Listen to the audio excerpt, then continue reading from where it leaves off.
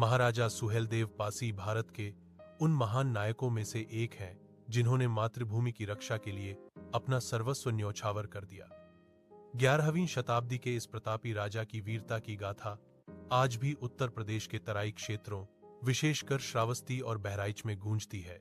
यहाँ महाराजा सुहेलदेव पासी के जीवन, उनके संघर्ष और बहराइच के ऐतिहासिक युद्ध का विस्तृत वर्णन है।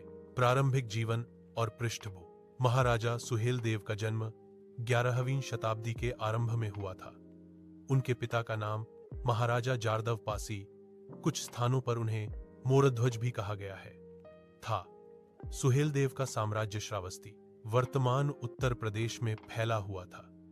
वह एक न्यायप्रिय और कुशल प्रशासक थे, जिन्होंने अपने राज्य में कृषि, व्यापार और जन कल्याण को बढ़ावा दिया। उस समय भारत छोटे छोटे राज्यों में बांटा हुआ था और पश्चिम से इस्लामी आक्रमणकारियों के हमले तेज हो रहे थे। महमूद गजनवी भारत के मंदिरों को लूट चुका था, लेकिन उसके जाने के बाद भी उसके सिपहसालार भारत के भीतरी हिस्सों में धर्म परिवर्तन और लूटपाट के इरादे से बढ़ रहे थे। सैयद सालार मसूद का आक्रमण। इस कहानी का मुख्य खलनायक सैयद सालार मसूद गाजी था, जो महमूद गजनवी का भांजा बताया जाता है।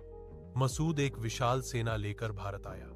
उसका उद्देश्य केवल लूटपाट करना नहीं, बल्कि तलवार के दम पर मजहबी विस्तार करना भी था। मसूद दिल्ली और मेरठ को रौंदते हुए कन्नौज की ओर बहा।